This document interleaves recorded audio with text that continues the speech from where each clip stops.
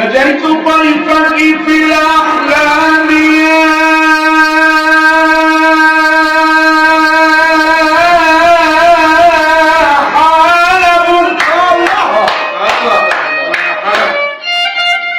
فهزني في هواك الزهو والطاب حداني الشوق للدار التي حملت رسالة الفكر لا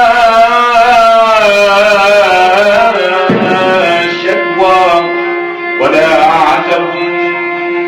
إني أحب شعوب الأرض قاطبة لكن أكرمهم عندي هم العرب وكل حاضرة في الشرق حاضرة لكن أكرمهم